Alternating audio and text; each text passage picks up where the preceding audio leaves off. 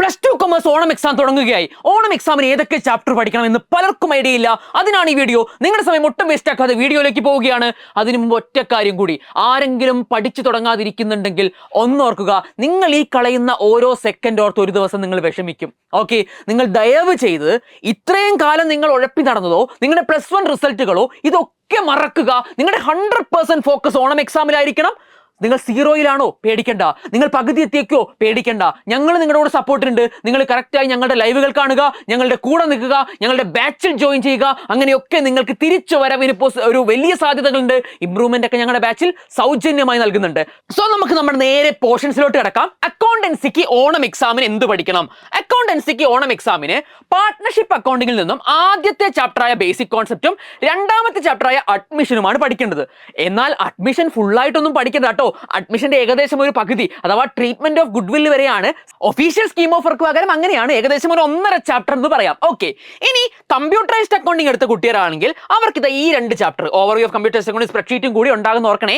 ഇനി computerised accounting അല്ല AFS എടുത്ത കുട്ടികളാണെങ്കിലോ അവർക്കും ആദ്യത്തെ 2 ചാപ്റ്റർ തന്നെയാണ് ഓണം പോർഷൻസിനുള്ളത്. അപ്പൊ കമ്പ്യൂട്ടറൈസ്ഡ് അക്കൗണ്ടിങ് എടുത്ത കുട്ടികൾക്ക് ഇതും ഉണ്ടാകും. ഇനി AFS എടുത്ത കുട്ടികൾക്ക് ആദ്യത്തെ എന്തായാലും ഉണ്ടാകും, പിന്നെ 3.1 ഈ 2 ചാപ്റ്റേഴ്സും ഉണ്ടാകും. അങ്ങനെയാണ് അക്കൗണ്ടൻസിയുടെ സിലബസ് വരുന്നത്. ഇനി നിങ്ങളുടെ ബിസിനസ് സ്റ്റഡീസ് നോക്കിയാലോ, നിങ്ങൾക്ക് 5 ചാപ്റ്ററുകളാണ് കാണുന്നത്. 5 ചാപ്റ്റർ മുഴുവനായിട്ട് ചോദിക്കുമെന്ന് അറിയില്ല, എങ്കിലും നിങ്ങൾ സ്കീം ഓഫ് വർക്ക് പ്രകാരം 5 ചാപ്റ്റേഴ്സ് നിങ്ങളുടെ ഓണം എക്സാം പോർഷൻസിൽ കാണാൻ പറ്റുന്നുണ്ട്. ഇനി എക്കണോമിക്സ് 1.1, 1.2 അതായത് introduction, theory of consumer behaviour, production and cost തുടങ്ങിയ 3 ചാപ്റ്ററാണ് ഓണം എക്സാമിന് പഠിക്കാനുള്ളത്. കൃത്യമായി പഠിച്ചുകൊള്ളുക. ഇനി political science, statistics, computer application തുടങ്ങിയ ഓപ്ഷൻസ് എടുത്ത കുട്ടികളാണെങ്കിൽ നിങ്ങൾക്ക് ഈ സ്ക്രീനിൽ കാണുന്നത് പോലെ പൊളിറ്റിക്സിന് 7 ചാപ്റ്റേഴ്സും സ്റ്റാറ്റിസ്റ്റിക്സിന് 5 ചാപ്റ്റേഴ്സും കമ്പ്യൂട്ടർ ആപ്ലിക്കേഷൻ ആദ്യത്തെ 4 ചാപ്റ്റേഴ്സുമാണ് നിങ്ങളുടെ സിലബസിൽ കാണാനായിട്ട് കഴിയുന്നത്. ഇനി മാത്സ് എടുത്തവരാണെങ്കിലോ അവർക്കും ആദ്യത്തെ 5 ചാപ്റ്റർ ഓണത്തിന് പഠിക്കാനുണ്ട്. ഇനി ഇംഗ്ലീഷ് ആണെങ്കിൽ നിങ്ങൾക്ക് ആദ്യത്തെ യൂണിറ്റിൽ ഫ്ലൈറ്റ്സ് ഓഫ് ഫ്രീഡവും രണ്ടാമത്തെ യൂണിറ്റായ ഹെയ്റ്റ്സ് ഓഫ് ഹാർമണിയും ഉണ്ട്. അതിൽ തന്നെ ദ ഹോർ ഓഫ് ട്രൂത്ത് വരെയാണ് നിങ്ങൾക്ക് പഠിക്കാനുള്ളത് എന്നോർക്കുക ഓണം എക്സാമിന്. ഓക്കെ, ഈ ലാംഗ്വേജ് അറബിക്, മലയാളം, ഉറുദു, സംസ്കൃത്, ഹിന്ദി തുടങ്ങിയവയുടെ ഓണം എക്സാം പോർഷൻസും നിങ്ങൾക്ക് ഈ സ്ക്രീനിൽ കാണാൻ കഴിയും. ഓക്കെ, അറബിക് ആണെങ്കിൽ നിങ്ങൾക്ക് ഏകദേശം ഒരു 1, 2, 3.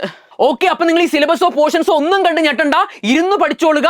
നിങ്ങൾ ഈ ഓണം എക്സാം വെറും ഒരു ഓണം എക്സാം എന്ന രീതിയിലല്ല, ഒരു മെയിൻ എക്സാം ആണ് എന്ന നിലയിൽ തന്നെ ഇരുന്ന് പഠിക്കുക.